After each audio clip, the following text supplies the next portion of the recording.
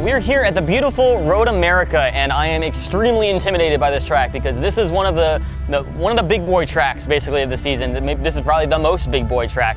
It's a little over 4 miles and it's a very high speed track. We're going to be hitting speeds probably up to 140 3 different times in one lap. So I'm quite terrified of the speeds. There's been a lot of incidents here before, but it's a very dangerous track as well. So I'm going to be very cautious here, but I'm also very excited at the same time. As for the Civic, Andy and I have been working for the last 2 days, mostly Andy, on this car. We put in a plated diff, which is the biggest thing for this car. I should pick up, in theory, 2 seconds per lap faster than if I had my previous diff before, which was just a stock Civic Si LSD. So hopefully the car is going to be a little bit more settled down now, but also have a lot more grip coming out of the corners, so it should be even faster than it was at Pikes Peak. Now, Road America is more of a power track, so the higher horsepower cars are going to have more of an advantage here, which is going to hurt me because this is only making 268 wheel horsepower. My number one competition is Josh Halka, and he's making 420 wheel horsepower. Yes, he's heavier, but that doesn't matter so much when you're at higher speeds. So he's gonna have more speeds on the straights, so I'm gonna have to make it up in the corners. It's probably gonna rain tomorrow, which is a little bit of an upset. Not that big of a deal because I don't know this track yet, so it might be a good way for me to learn the track a little bit before other people start putting down competitive times. My competition being Josh Halka in the STI and Charlie Miller in the Evo, they've both been here before. They were here last year. They've put down some blistering lap times. I think 2:31 is the time to beat. So tomorrow in the rain, I'm gonna do my best to kind of learn everything, even though the rain lines can be a bit different, but see all the sights and sounds, get a feel for the track, and then hopefully we've only got 1 day here to put down a fast lap in the dry, which is Sunday. So we'll give it all we got. As we continued to unload the Civic and prepare for the early first session, I was still trying to calm my nerves. Road America is notorious for crashes as a result of high speeds carried throughout many tight areas of the track, and any off-track incident can often result in a costly repair. After breaking in my new LSD in the paddock on Friday night, it was time to bring my Civic out for the first session of the weekend.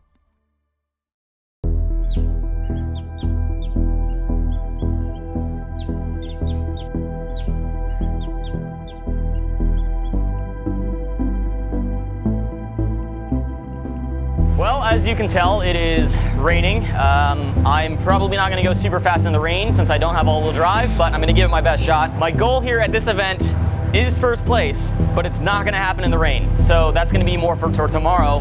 My goal today is to not wreck, because if I wreck, I can't go fast tomorrow. So I'm gonna take it easy. I've never been to this track. I've never seen anything here at this track, so I'm just gonna go out and do some parade laps, basically, learn the layout of the track. Not gonna go fast in the rain because I don't want to hit a wall yet. Maybe later in the day we'll work up to that, but right now I just want to learn the track and see all the sights and sounds. Tomorrow's gonna be the day that I'm gonna be really going for it. I literally have like a pit in my stomach right now. I'm absolutely terrified.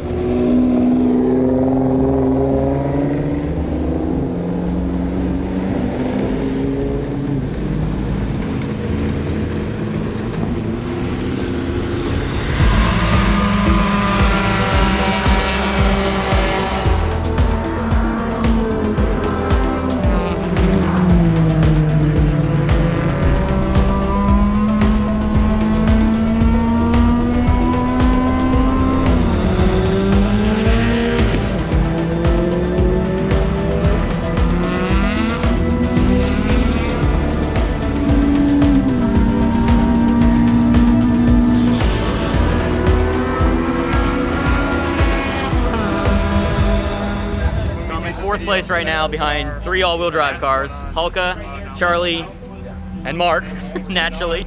I don't think I'm gonna catch them, but it doesn't matter because I'm having a lot of fun in the rain, and I've really learned the car, and the track is a lot more narrow than I was expecting. So I like it. I don't know why I was scared. This is a lot of fun. After calming my initial nerves during the first session, the subsequent rainy sessions of the day allowed for me to get more comfortable with the track at slower speeds. I was learning more and having fun, but I was falling behind some of my fellow street class competitors.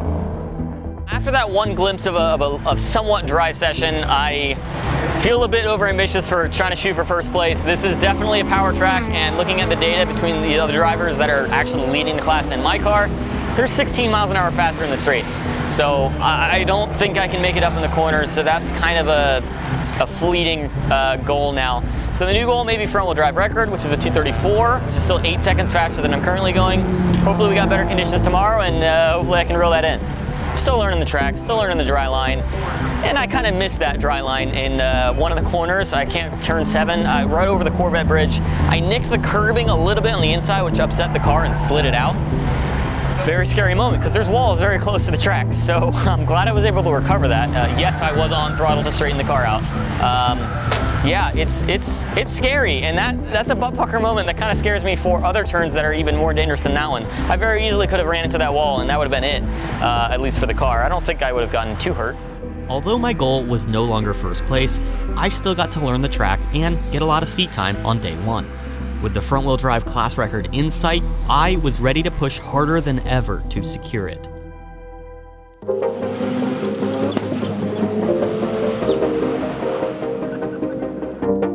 Well, here we are at day 2. It's a little bit cold, but it's dry. My goal is to kind of shave off like 3 seconds every time I go out, and hopefully kind of get that time down closer towards the podium. The goal being a 234, and I've got 8 seconds to shave off to get there. Let's see if I can do it.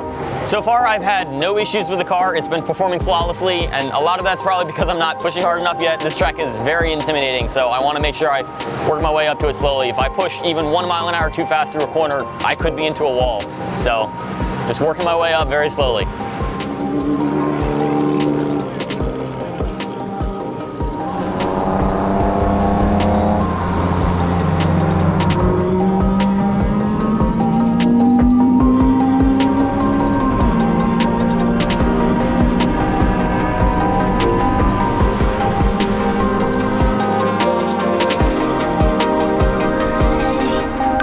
I can't believe it. I'm picking up full seconds each lap.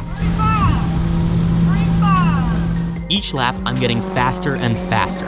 I want to squeeze out every single tenth out of the car. So I'm consulting my fellow street class competitors to get tips on what I can do to improve my time so I can break the front-wheel drive class record.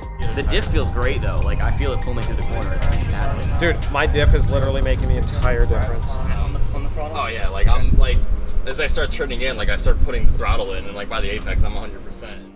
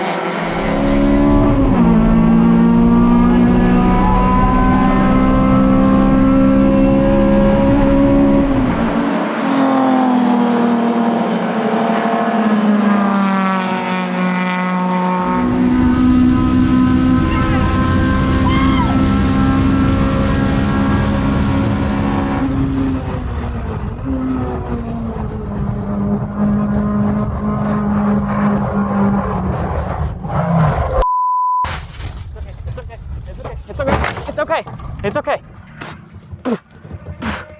Holy oh, it's okay. It's okay.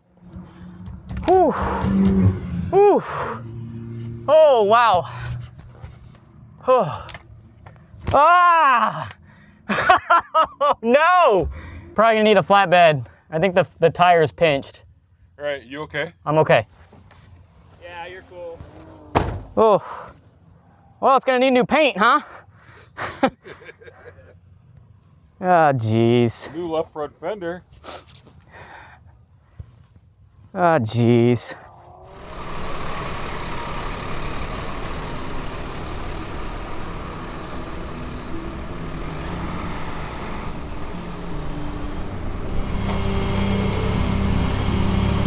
Broke the record. I had another half second in it. First turn, right in the wall.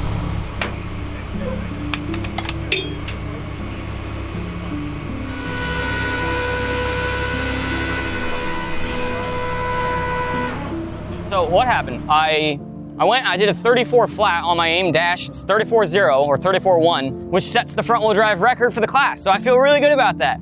And I knew there was a couple more tenths in it because I was watching my split times and I knew exactly where I could make up some more time. One of those spots is turn 1. I'm thinking I can go a little bit faster here. The car starts to, you know, as it goes through the apex of the corner, it starts to slide out a little bit. I'm still flat, starts to slide out a little bit. And as I'm tracking right out to the edge of the track, and I'm like, this isn't a big deal. This happened the lap before, you know, get a little rotation. The rear left tire had just hit the curbing, which is very aggressive here. And as soon as it hit that curbing, it was just like glass, and I was gone. There was nothing I could have done. I tried to correct, but I think the tire was rubbing against the frame. I just couldn't turn fast enough to get it straight. And naturally, once you're on the grass, there isn't much you can do anyway, so I just kept and hit a wall. And thankfully, I'm okay. And believe it or not, the frame is straight. The door looks mostly straight.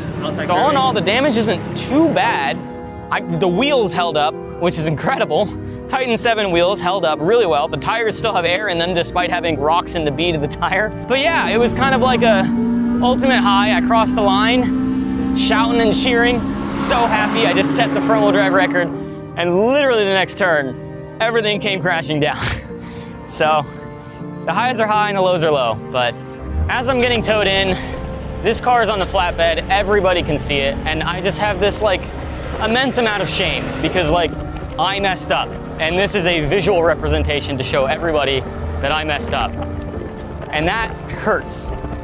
But as we were coming off the track and everybody was looking by, we rolled the car off the flatbed and everybody came up and they just wanted to know if I was okay, if this was fixable, like so much support, and that's what it's all about.